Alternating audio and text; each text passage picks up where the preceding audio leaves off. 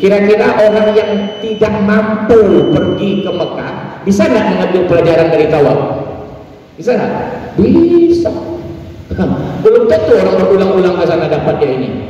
Tapi ada orang yang rindu untuk pergi tapi tidak bisa. Maka mungkin dikasih Allah hadiah, dia paham inna lillahi wa inna ilaihi raji'un, dan itulah hikmah di antara tawaf. Bukan satu ini kan? Banyak dan ini. Bismillahirrahmanirrahim. Apa hikmah dari tawaf?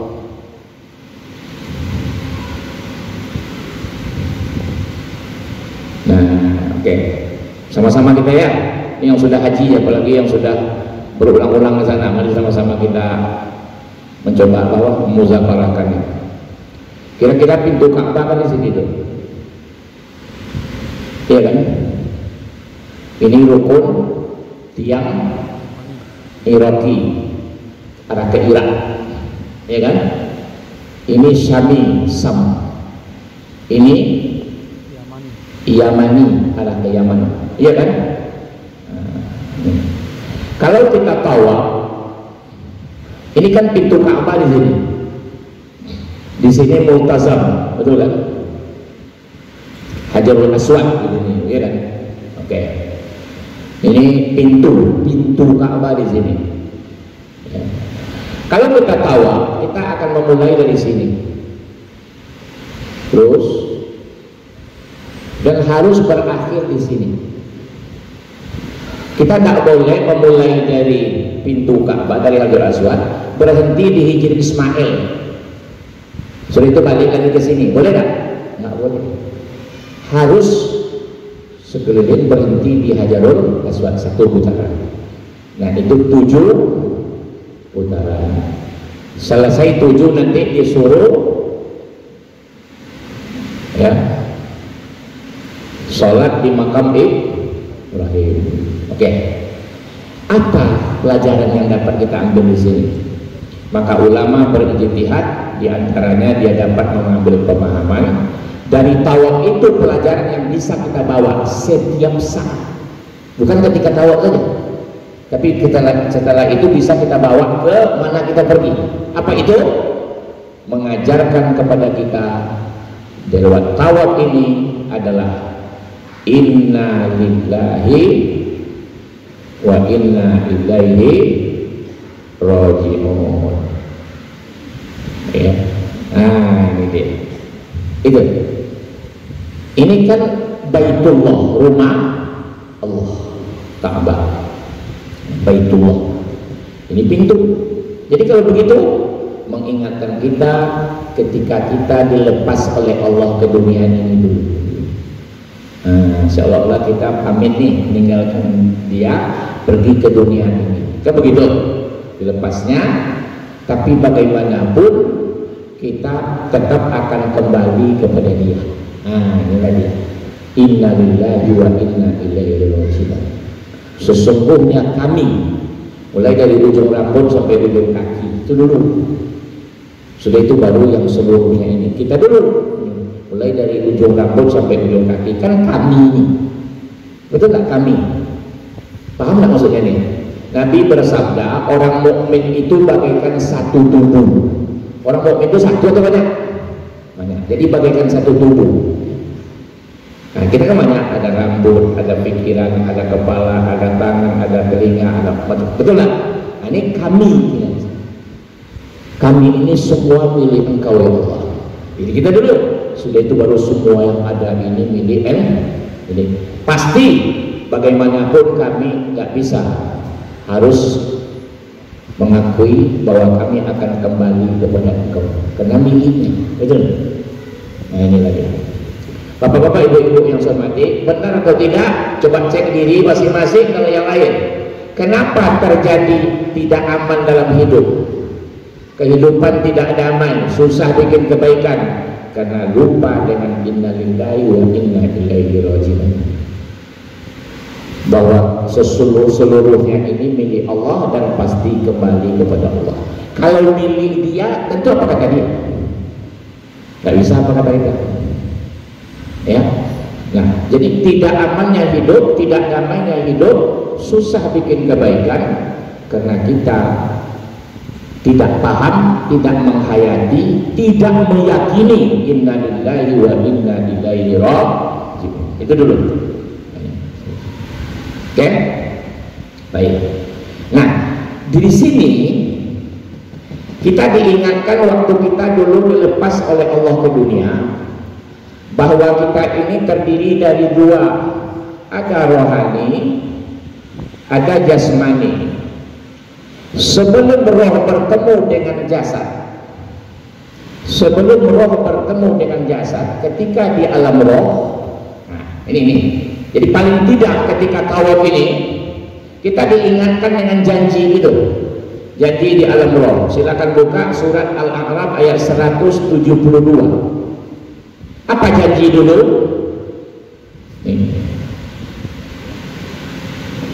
Alastu bi rabbikum qalu bala syahidana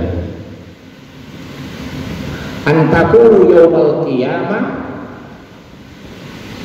inna kunna an hadza ghafilin. Lalai hari kiamat atau qiyamul adli, di saat keadilan ditegakkan di mahsyar. Jadi kata Allah, dulu kalian pernah berjanji dengan saya di alam roh, seluruh roh kalian pernah berjanji. Apa janjinya? Bukankah aku ini Rabb kalian? Seluruh menjawab iya, dan malah sudah syahadat, syahidana. Kata Allah, ini diinformasikan kepada kalian. Kalau boleh lebih ekstrim dibuat istilah, ini surat cinta dari kekasih kita. Karena orang mukmin amat sangat cintanya kepada Allah. Surah Al-Baqarah ayat 165. Walladzina amanu asyaddu hubban lillah. Orang yang beriman amat sangat cintanya kepada Allah. Jadi Allah kekasih orang mukmin, Allah kirim surat kekasih kita. Diingatkannya, hei, dulu kita pernah janji itu. Ingat janji tak?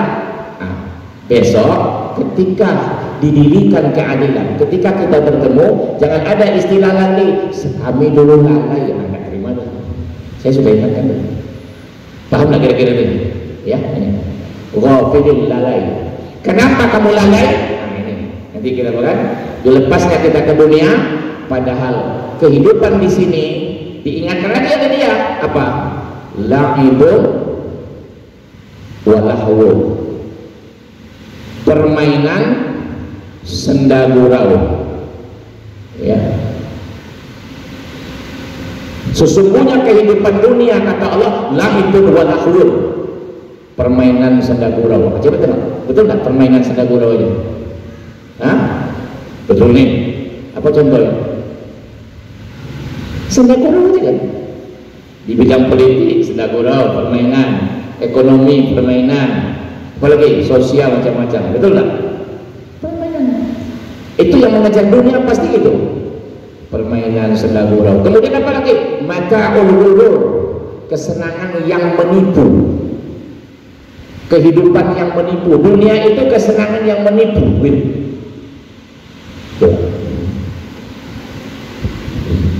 Nah karena itu lalai. Apakah Allah tak terima besok? Jadi ketika tawaf ingat itu,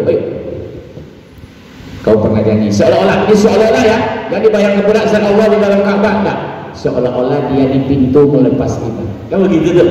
Nah, pergilah merantau sebentar, uji coba, setia tak dengan janji. Tapi ingat, tempat kamu merantau itu penuh dengan permainan senda gurau dan kehidupan kesenangan yang menipu, mata ghurur dunia. Ingat, saya tak bilang harta ini. Orang yang berorientasi dunia pasti akan terlibat kepada hidupnya bermain-main saja, senda gurau, dan akan tertipu. Ya, kecuali yang orientasinya akhirat. Ya, tak bisa dipermainkan, tidak bisa ditipu daya, insya Allah. Ya, itu bapak-bapak, ibu-ibu yang saya hormati. Jadi gini. Jadi dari tawaf kita diminta untuk memahami inna lillahi wa inna ilaihi raji'un. Oke? Kita dilepasnya ke dunia ini. Nih, coba tengok mengelilingi ini. Oke ya.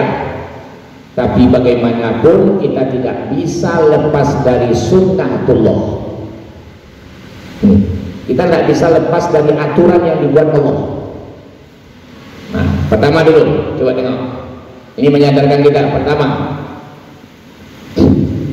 ya, kemanapun kita berputar di dunia ini, kita tidak lepas dari 12 bulan. 1 tahun. Setuju? Mau Masehi, mau Qamariyah, mau Syamsiyah, tetap 12 bulan. Betul nggak? Oke. Sulit apa lagi? Kita tidak bisa lepas dari apa? 1 pekan, 7 hari. Coba, ya kan? Siapapun kita nggak bisa nambah. Berangkat dari Ahad, balik ke Ahad. Nah, makanya di sini, ya, ini seolah-olah Ahad balik ke Ahad. Qul huwallahu ahad. Makanya jangan lagi bapak-bapak, ibu-ibu, saya akan ulang-ulangan terus. Kalau bikin Ahad diganti dengan Minggu, jangan. Tetap Ahad juga. Ya, itu kita kecolongan gitu. Ya, saya nggak tahu sejak kapan berganti Ahad dengan Minggu. Minggu itu Domingo, hari dewa.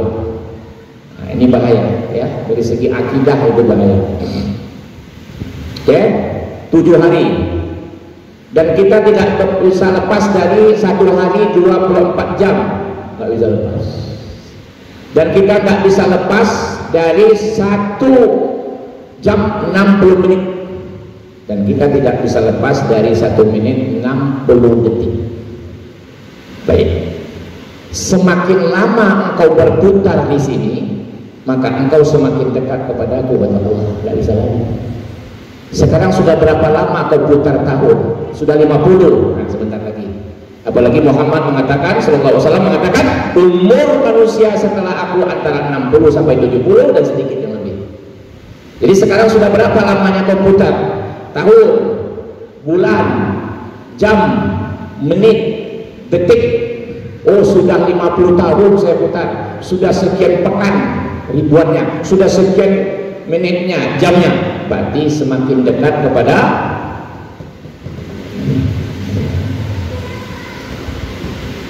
nah, tergantunglah bapak-bapak, ibu-ibu, waktu umroh kemarin, waktu haji besok, atau umur berapa? Berarti sudah dekat ke sini. Ya. Nah, kira-kira kalau sudah dekat, pasti akan ditanya ini. Pemeriksaan awal yang ditanya ini. Oh, apa ya? Kan sudah bocor. Ya, soal sudah bocor. Apa bocornya? Man rabbuk. Ini yang ditanyanya besok. Itu pertama pertanyaannya. Dicek janji dengan Allah, dicek oleh malaikat bukan nangkir. Man rabbuk, siapa Rabbmu?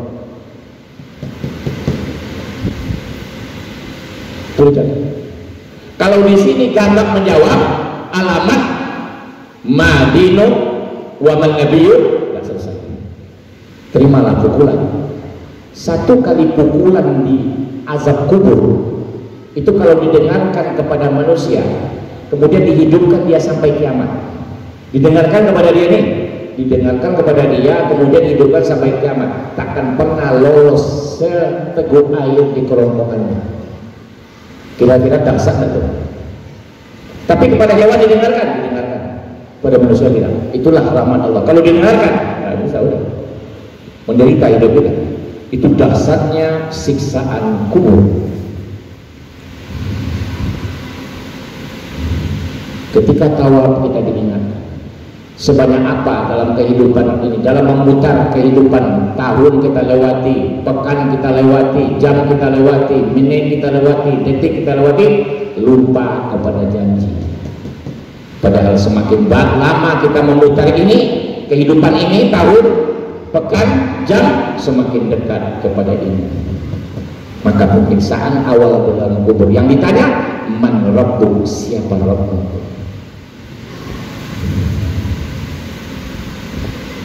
Ya, pengertian Rabb itu apa dulu?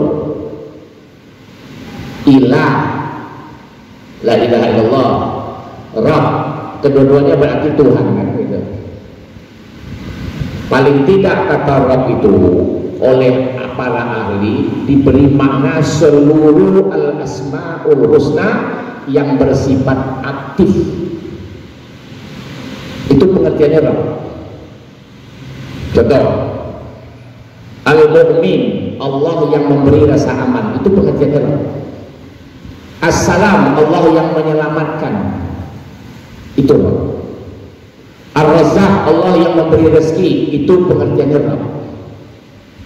Apalagi Al-Mughni, dia yang mengayakan, itu pengertiannya Rabb. Al-Fattah, dia yang membuka. Al-Khabir, dia yang mengungkap, dan lain sebagainya. Pokoknya yang bersifat aktif, itu pengertiannya Rabb. Seluruh al-asma'ul husna. Jadi kalau ditanya alastu bi rabbikum, bukankah aku yang memiliki kamu? Al-Malik, iya ya Allah. Bukankah aku yang memberi kamu rasa aman? Iya. Itu yang ayat dibaca Imam kita, wa amanahum min khauf. Sembahlah, beribadahlah kepada Rabbnya Ka'bah. Jangan Ka'bah kamu sembah, karena dia yang memberi kamu rasa aman dan memberi kamu makan.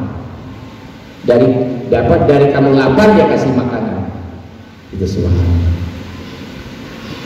Ini bapak-bapak, ibu-ibu yang saya hormati, ya.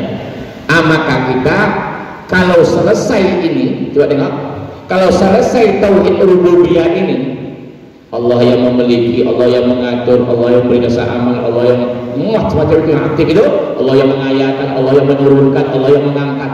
Ketika aku jadi ini, Allah yang mengangkat, bukan kepandaian aku. Ketika aku diturunkan, Allah yang menurunkan, bukan atasanku. Tidak ada. Makanya damai saja. Khalid bin Walid, seseorang yang diberi gelar oleh Nabi Saifullah, pedang Allah, karena kehebatannya berperang.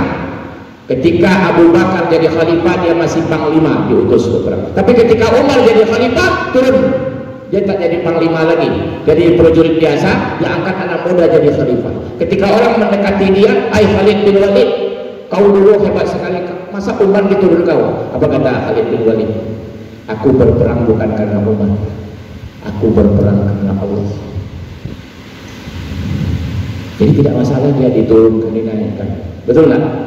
Ini kan aman dong. Kalau enggak kan tidak aman, dia gelisah dia kan. Betul nggak? Akhirnya dia tidak berdamai dengan Umar, kacau. Kok begitu? Gitu. Jadi ini nampaknya sederhana, tapi inilah yang membuat hidup ini aman, damai, kebaikan. Kenapa? Karena Allah mengatakan, sesungguhnya orang yang mengatakan Rabb kami Allah, Rabbun Allah, summa istaqamu, kemudian istiqamah, dia konsisten, teguh, nggak bisa digoyahkan oleh apa. Ketika hidup di dunia, dia sudah mengatakan, kan di alam bawah dia sudah katakan Rabb kami Allah. Kemudian diletakkan di bumi dalam kehidupan, tidak goyah dia. Ketika dia kaya, tetap Allah Rabbnya. Dia tidak pernah mengatakan dia kaya dengan sendiri, tapi Allah yang mengayakan dia. Dia tidak pernah mengatakan ini milikku, tapi milik Allah ini. Ini pinjaman ini, titipan ini. Terus, maka apa kata Allah? Ini janji Allah nih. Mereka akan selalu didampingi oleh malaikat. Satu. Yang kedua, ketika wafat nanti dia didampingi malaikat. Dalam hidupnya tidak ada kamu takut dan sedih. Coba kita lihat, betulkah ketakutan dan kesedihan disebabkan rusaknya tauhid rububiyah? Karena kita menganggap memiliki. Jadi ketika diambil milik kita, sedih. Yang punya milik takut, miliknya diambil, takut, maka dia pertahankan sampai membunuh. Berapa banyaknya orang mempertahankan jabatannya sampai membunuh? Betul? Karena takut. Coba Allah. Jadi yang membuat hidup ini takut, sedih, karena rusaknya tauhid rububiyah. Karena itulah sebenarnya yang paling banyak dosa kita dalam hidup, tauhid rububiyah. Kalau tauhid rububiyah rusak, pasti tauhid uluhiyah rusak. Karena konsekuensinya begitu. Ketika tauhid rububiyah rusak, tauhid uluhiyah rusak. Ketika tauhid uluhiyah rusak, karena tauhid rububiyah rusak. Uluhiyah itu apa? Kalau saya mau jadi hamba Allah saja, nggak mau yang lain. Konsekuensinya maka ibadah saya hanya kepada Allah saja. Tentu keputusan itu setelah rububiyah. Kenapa kau mau jadi budaknya? Karena dia yang paling kaya. Kenapa kau jadi budaknya, jadi hambanya? Karena dia yang paling rahman. Kenapa kau jadi budak? Karena dia berkuasa. Bukankah kita dalam hidup ini tunduk-tunduk kepada orang karena kaya orang, karena kuasanya, betul nggak? Itu tunduk-tunduk kita. Gitu. Bapak-bapak, ibu-ibu yang saya hormati, jadi begitu. Ya, jadi kira-kira orang yang tidak mampu pergi ke Mekah bisa nggak mengambil pelajaran dari tawaf? Bisa nggak? Bisa. Belum tentu orang berulang-ulang ke sana dapat dia ini. Tapi ada orang yang rindu untuk pergi tapi tidak bisa. Maka mungkin dikasih Allah hadiah, dia paham inna lillahi wa inna ilaihi raji'un. Dan itulah hikmah di antara tawaf. Bukan satu ini kan? Banyak. Dan ini. Kalau bisa memahami ini, insya Allah kita akan merasa mabrurnya itu. Apa? Aman, damai, dan selalu berlomba-lomba bikin kebaikan.